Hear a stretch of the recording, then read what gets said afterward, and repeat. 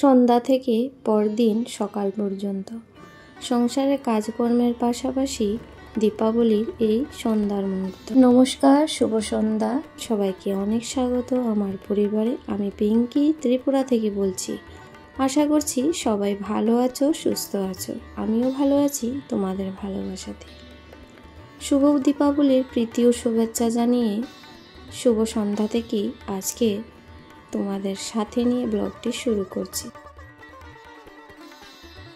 তো সন্ধ্যার সময় যেখান থেকে ভিডিওটি কালকে শেষ হয়েছিল তারপর থেকেই শুরু হয়েছে। তো ছেলে ওদিকে পূজা দিয়েছে সন্ধ্যা, তারপর একটু রঙ্গোলি করে দিয়াগুলো জ্বালিয়েছে, আর আমিও হাতে হাত লাগিয়ে একটু মোমগুলি জ্বালিয়ে দিচ্ছি। আর ঘরে তো সন্ধ্যা হলেও অনেক কাজ থাকে। তো যাই হোক, আর মা গিয়ে মন্দিরে প্রসাদগুলো দিয়ে আসছে, মানে মিষ্টির যে প্যাকেট হয় সেগুলা। তো অমাবস্যা তো 4টা থেকে হয়তো লেগেছে, আর কালকে পর্যন্ত থাকবে।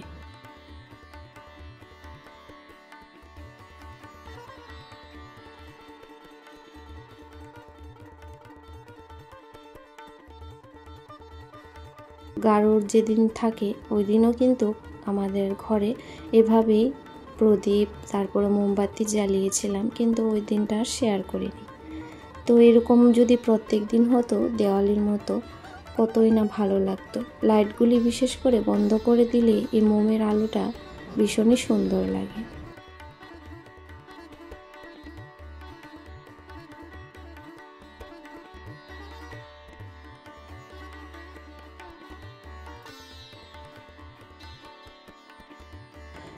ছেলের মতো করে ও করেছে। আসলে বাচ্চাদেরও কিছু জিনিস করাতে দিতে হয়, বাচ্চাদেরও কিছু জিনিস শেখাতে হয় ছোট থেকেই। ও যেরকমই পারো করতে থাকুক ওর মন মতো। ওর আসলে ওইসব জিনিসে ওর আগ্রহ আছে, পূজা পাঠ দিতেও চায়, আর আমি তাতে বারণও করি না, জোর করি, হ্যাঁ করো। তো যাই হোক, কত ভালো লাগছে। সারা বাড়ি উপর থেকে নিচ তারপর ছাদেও আমি দিয়ে দিয়েছি।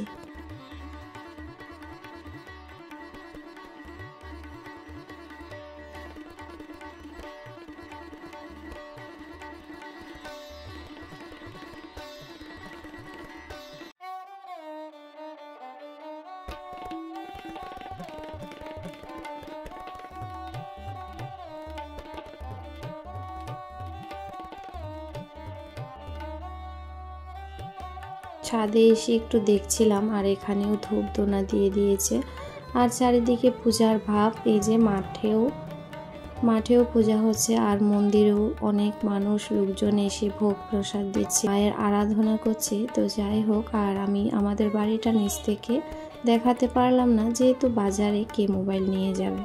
তো যাই হোক, এখানে কয়েকটা পটাকা ফোটাতে এসেছি। আমার ছেলে তো এত ভীতু, কি বলবো, পটাকা জ্বালাতে মানে খুবই আগ্রহ, কিন্তু যখনই ফাটাতে যায় ভয় পায়। তো আমি দু একটা ফাটিয়েছি, ও ক্যামেরা না করে দৌড়ে চলে গেছে। তো যাই হোক, এই কয়েকটাই ফাটিয়েছিলাম, আর ছাদ তো বেশি ফাটাইনি, কারণ বেশি ফাটাতে গেলে আবার সাইডে দোকানপাট আছে, সেটারও একটা ভয় থাকে।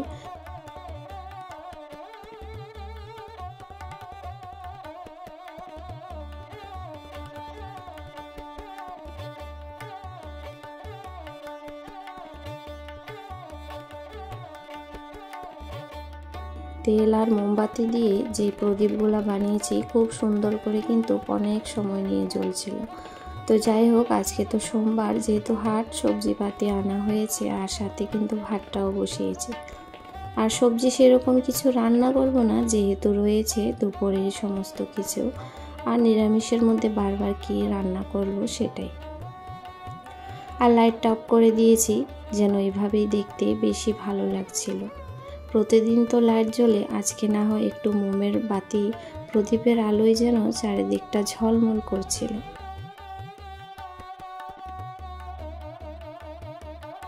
তো এটা হচ্ছে পরদিন সকালে চলে এসেছি ঝলমল রোদের সাথে আজকে আবারও। তো সকালে সমস্ত কাজ করে নিয়েছি, কাজ সেরে কাপড় চোপড় ধুয়ে স্নান করে চলে এসেছি ছাদে।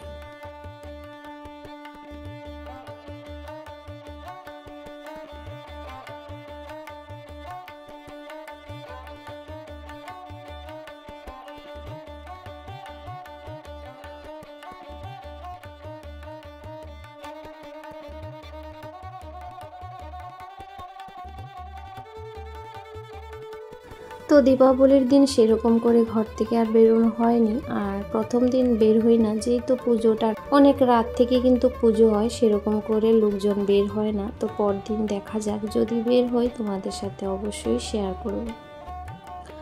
আর সকালটা কত সুন্দর রৌদ্র উঠেছে, সুন্দর রৌদ্র বলছি, এতটা গরম দিচ্ছে কি বলবো।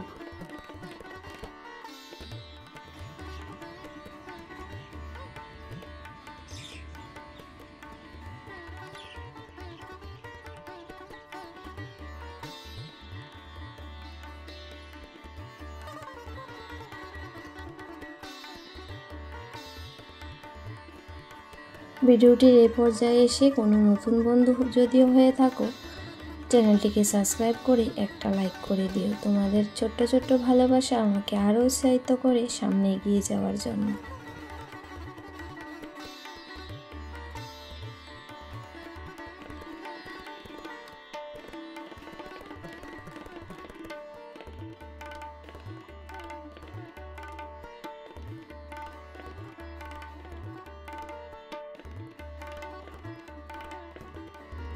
তো পুজো পাঠের পর্ব সব হয়ে গেছে। এখানে কিন্তু কিছুটা পরোটা বানিয়েছি আর সাথে ভাতটাও চাপিয়ে দিয়েছি।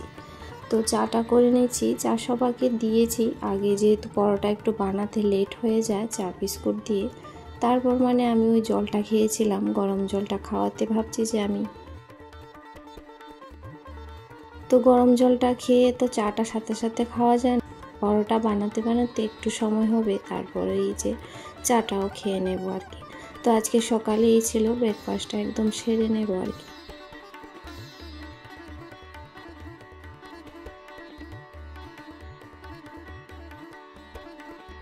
তো সকালে ব্রেকফাস্ট হওয়ার পর এদিকে রান্না বান্না চলে এসেছি। ছিল চিকেন আর একটু শাক ভাজা করব, আর ডাল তো থাকবেই। তো যাই হোক, এখন কিন্তু রান্না বান্নাগুলো সেরে নেব।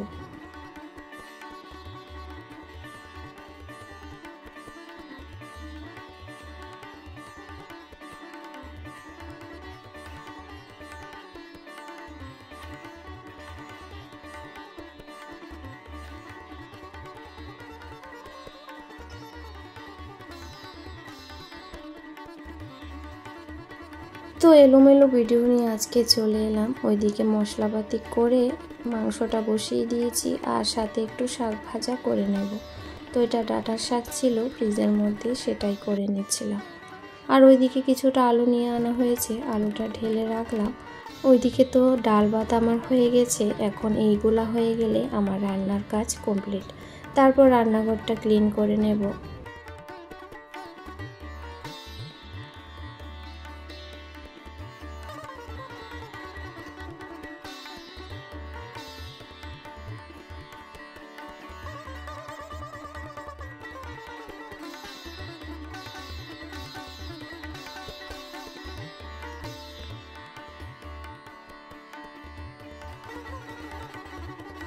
সংসার থেকে কাজ যেন শেষই হতে চায় না, বিশেষ করে রান্নাঘরে কতটা সময় লাগে, একটার পর একটা রান্না চলতেই থাকে, আর তার মধ্যে কতবার যে চা করতে হয়। তারপরে এই যে আবার চা করে নিয়েছি, এখন বাবুকে কিন্তু টিফিনটা দোকানে দিয়ে আসব। তারপর সমস্ত কিছু হওয়ার পর রান্নাঘরটাকে পরিষ্কার করে নিয়েছি। এখন এই যে জলের বোতলগুলো ভরে ফ্রিজে রেখে দিলাম। তো যাই হোক, আজকের ভিডিওটি এখানে শেষ করছি। সবাই খুব ভালো থেকো, সুস্থ থেকো।